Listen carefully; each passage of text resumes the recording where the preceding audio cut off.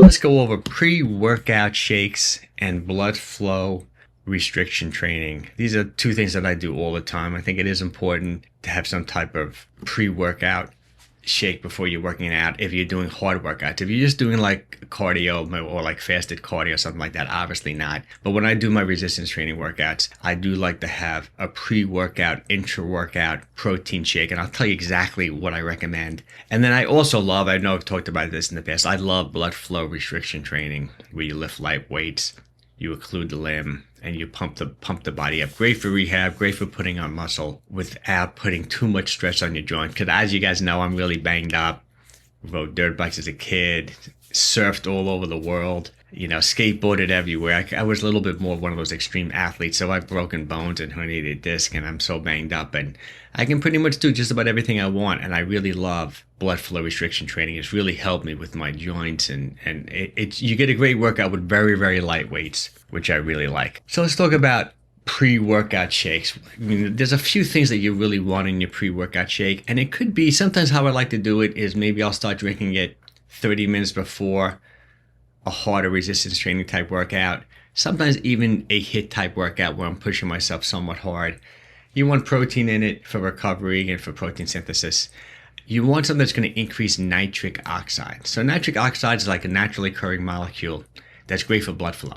Even I talked about this before too. I just released another video talking about, for men, erectile, strength and things like that. If you can increase nitric oxide, it's great for that. Also good for lowering blood pressure because it's great for blood flow if you can increase nitric oxide. And there's a few two basic mechanisms in which you can increase it.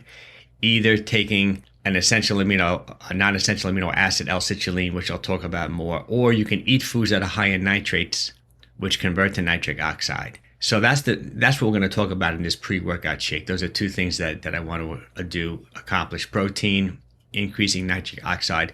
You want some carbohydrates because you just want energy for the workout. Electrolytes, you want to look because you're sweating, you're losing electrolytes, some sodium, potassium, things like that. And then you always want to keep an eye on calories, depending upon what your goals are.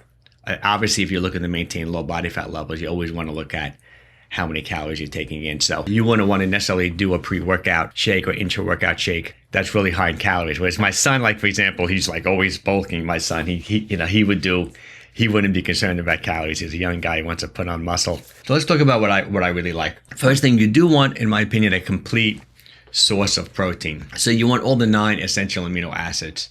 But the main ones you want are the non-essential. Those are not essential amino acids. Just means that these are like the building blocks of the body. These are the amino acids the body can't make on their own. So you have to get them through your diet. And out of the 9, you want the branched chain aminos, primarily leucine. So I would say if you want to put a protein powder in your pre or intra workout shake, it should be high in leucine. It should be high in those 9 essential amino acids. So like a whey protein isolate is probably my favorite. I always say that's the Rockstar. High in leucine, high in the branched chain aminos, high in all the 9 essential amino acids. Very clean if it's a isolate, meaning that there's very low in carbohydrates, almost no fat. So that would be my first choice. If you want to go with like a plant-based protein powder, you do want a complete protein, you can go with hemp seed, you can go with pea protein. The animal-based ones, the plant-based ones aren't as high in leucine, but still they still can be pretty good. Garden of Life makes one that's pretty high in leucine because they're using all different types of plant proteins. Egg whites are great. That's a great source of a complete protein high in leucine. I find that the egg white protein powders are a little foamy though. Like they don't mix as well. They don't taste as well. But I still think it's a good option. I do that. I put collagen in there because collagen is still good, I find, because it's still good for your joints, skin, hair, and nails. But it is very, very low in tryptophan, which is one of the non-essential amino acids. So it's probably not the best. But sometimes what I might do to get a little collagen in is I'll do like a whey protein and I'll just put maybe like 10 grams of collagen in there because I want that amino acid profile in the pre-workout and post-workout shake as well. So sometimes you can combine the proteins. I think that really works well too. Like even sometimes if I have a plant protein, I may put a little bit of egg white in there as well, just to increase the leucine. So you definitely want a nice, good, high quality, complete protein source in your pre or intra workout shake. Now this is how to increase nitric oxide. There's a couple of different ways you can do it. I think beetroot powder is a great way to do it because beets are naturally high in nitrates, which convert to nitric oxide, which is going to increase the blood flow. It'll give you a better pump in the gym. For example, I've talked about this before. I've experimented a lot with like beet juice because it works so well, where I would drink like 12, 14 ounces, sometimes even 16 ounces of beet juice as my pre-workout drink, and then do like a really high intensity HIIT routine on the elliptical, or I would just do a really somewhat hard resistance training workout, and there's no question about it. I definitely had more strength and more energy. I would do this HIIT protocol on the elliptical, and I was like 10% stronger when I would do the beet juice, as well with the protein and all that. But beet juice is so high in calories. Every 8 ounces is like 100, 140 calories. I don't even remember, but it's really high. You especially do 16 ounces, you're taking in 250 calories. And plus, it can upset your stomach a little bit. Like that's something my son would do because he's not concerned about calories. A lot of his friends, when he was running mid-distance track in college, they were drinking beet juice before races and things like that because they just want performance. They're not concerned about calories, right? But if you can do like a beetroot powder, it's really low in calories, high in nitrates. So that's typically what I do. I'll put maybe a tablespoon or two of beetroot powder, or I'll take some beetroot tablets. I take beetroot tablets in the morning too, a lot of times with my lemon juice in water and my mineral salt. I'll take 2 beetroot tablets just to increase nitric oxide. Plus it keeps blood pressure down too. For me, it really works well. Now, there's other things you can do. Obviously, like arugula is really high in nitrates. That's why I eat tons of arugula, and leafy greens, red spinach. These are things, but when it comes to a pre-workout shake, I probably would go with the beetroot powder. And then the other mechanism is to take L-Citrulline. So L-Citrulline is a non-essential amino acid. That means the body can make it, but you can increase it by just taking an L-Citrulline powder. See, L-Citrulline helps the body make Arginine, and Arginine, which amino acid Arginine helps the body make nitric oxide. So some people will say, why don't you just take Arginine straight up? You could, but it seems like the body doesn't absorb it as well. That if you took L-Citrulline, you have to take about 6 grams of it, a decent amount of it. It'll help the body make Arginine, which will increase nitric oxide. So a great cocktail would be a lot of water, say 16 ounces of water, 1 scoop of whey protein, isolate like 25 grams of protein. That's only 120 calories, which is a great protein to calorie ratio. Maybe a tablespoon or 2 of beetroot powder and 6 grams of L-Citrulline. That's a great pre-workout, intra-workout shake. You drink half of it maybe a half hour before, then you kind of sip it during the workout. You can even, sometimes I'll even keep on diluting it. And then for electrolytes, I put celery juice there too. I keep an eye on oxalate, so I used to drink celery juice every single day, but I feel like it bothers me a little bit because celery juice is just a great electrolyte drink. I would probably put a pinch of my Redmond's mineral salt in that as well too. Drink half of it before, and sometimes I even add more water to it, and it's my intra-workout drink. And it's going to help you with protein synthesis, help you with energy, help you with blood flow, also help you with recovery from your workout. You can recover better when you have when you take protein right then, which is great too. Okay, so that's pretty much my shake. Any questions about anything like that? I think it's great. I think if someone like Rose, you probably you didn't even have to do a whole scoop of protein powder. You can do half. Joe, you may want to do a whole scoop. I think it's great. Sometimes I'll only do an intra-workout shake too. I kind of like that. And I got that, a lot of this stuff I got from is that book I always talk about, Nutrient Timing, which was like, I lived and died by that book 20 years ago. But so much of the research in that book, I still think is still really, really relevant for taking in protein and some carbohydrates, either right before, during, and obviously right after you work up. But the anabolic window thing has been somewhat disproven, but I still think there's something to it. Like taking in protein and some carbohydrates post-workout, I still think it's a really good thing to do within like a 2-hour eating window. I think it's a great thing to do. I love blood flow restriction training. This is the first time I actually I'll show you my kit, and I'll explain this all to you. This is the KAATSU kit. Like you take these bands, these are the bigger bands, and you put these on your thighs. It occludes the limb, kind of like a tourniquet. And see, there's a little connector here. This connects to a device with tubes that actually blows this up, like an inner tube in here. And what it does, it occludes the limb, meaning that it minimizes blood flow. like it minimizes like venous blood flow return. So what happens is when you put these bands on and then you lift weights, the blood pools within the muscle and you get an incredible pump and you get an incredible burn. That's pretty much happening when you're lifting weights anyway. This just like dramatically enhances it. So the idea is you only need very, very light weights to create the response. So for example, if you normally curl, say 25-pound dumbbells, you can put these bands on. And I'll show you pictures of other ones. They're inexpensive ones you can buy on Amazon too for like $20. And you can grab 5-pound dumbbells and get an incredible pump, an incredible burn within your muscles. I'll talk about that in the next slide, like that, like what metabolites build up. It's great for rehab, great for your joints. I do it all the time. I always talk about this. When I turned 60, I overtrained for my 60th birthday, and I got like horrible tendonitis, tendinopathy in both of my elbows. Lasted for 10 months. The only way I can get rid of it was with blood flow restriction training. So instead of me curling like 35, 40-pound dumbbells, I was occluding my limb. I was just curling like 5, 7.5-pound dumbbells. Okay, so let's talk about like exactly what it is. Some people would call it like metabolic stress. Like there's 3 ways you put on muscle.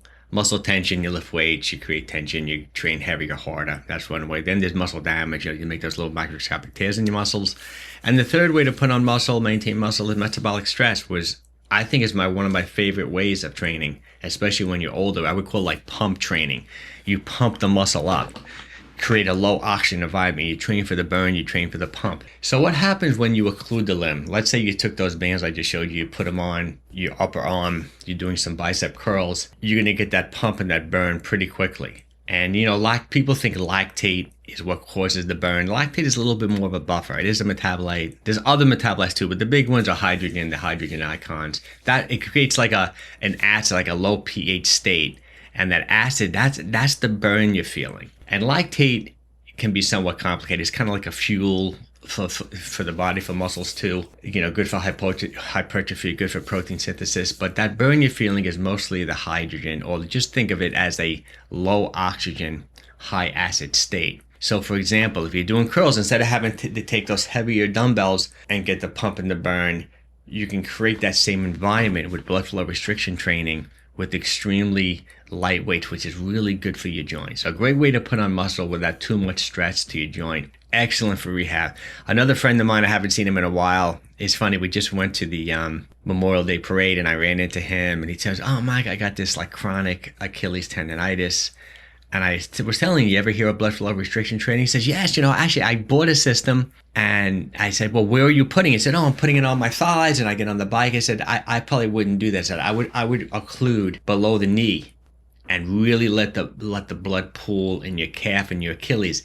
He just got back to me and said, "Oh, Mike, I cannot believe it. It's only been, how many weeks has it been? Like 4 weeks or like a month?" He said he feels so much better. It's incredibly good for healing, and because you just think all you have to do is like calf raises with body weight with the occlusion like right below the knee. It worked incredibly well for him, so he's really, really doing well. It's really like very high rep training, and some people say about 20% of your 1 rep max. I don't even think you have to do that. But let's say you can curl a 40-pound dumbbell once. You want to go 20% of that, so it would be like 8 pounds. To do your curling. It's pretty accurate, but I don't think you even have to know. I don't even want people doing their 1 rep max because you wind up getting hurt. But you have to wear these tourniquets. The KAATSU device that I just showed you is really sophisticated in that it cycles the pressure. That's why this is probably the best one, because you never get into trouble, meaning that machine blows it up, it occludes the limb, but it'll only occlude for like 15 seconds, then it releases, lets some blood out, and then it occludes again. I'll show you a picture here, but if you went with a system more like this, the inexpensive ones you get on Amazon, these bands here, it's just going to restrict the whole time. For example, my friend who I ran into, he's thinking about buying the KAATSU system, but he has a more sophisticated version of these Amazon bands that occludes the whole time. You can do that. You have to be a little bit careful if you're doing a consistent occlusion, meaning that you don't want to overdo it. Like you don't want to make it too tight. You still want a little bit blood going in and out. So you want about a 70% on a 1 to 10 scale of how much how tight you make the bands. You want about a 7.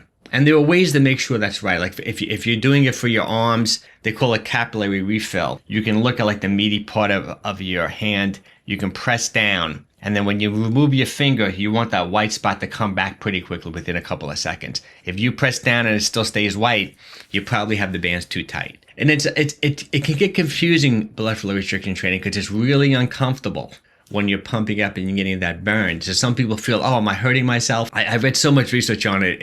It's actually really good, as long as you don't make the bands too tight. That's why I like the KAATSU system, because you really can't go wrong, because it cycles the pressure on and off. Some young guys are obviously always, or gals always overdo it. They don't, they take like knee wraps and they just like make them crazy tight, and then they do like reps, and then you can maybe run into a problem. But typically you want to do like very high rep type training. So for example, say I would take 7.5 pound dumbbells. I put the KAATSU system on. I literally would probably do like 50 reps, and it's like really uncomfortable those last 10 reps.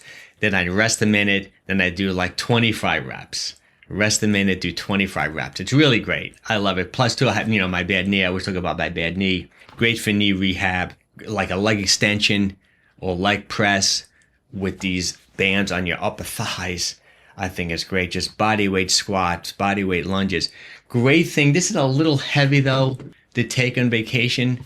But if you, like, when you go on vacation, if you take those Spree bands and then those inexpensive, the Amazon, spandex ones, the ones I was talking to here. This is what I do a lot of times when I go away. I'll just take those Spree bands and these Amazon bands, and I can get such an incredible workout just doing air squats, lunges, curls. And it's interesting because it does create all that lactate, which is actually good for your brain, good for things. And it goes throughout the entire body, even though it's pooling just in your arms and legs. Some people do feel that they get lower back benefit. They get shoulder and neck benefit. I mean, even though it seems like you can only put them on your upper thighs and your upper arms, there seems to be like an effect throughout the whole body just from those metabolites building up. They really are good for you. If you've never tried it, I definitely would try it. I would start off with we'll talk about it individually. I think you guys have tried it in the past. I would buy those bands. You can get them as cheap as like $14, $15 now on Amazon. And I think they're great. I think they work really well.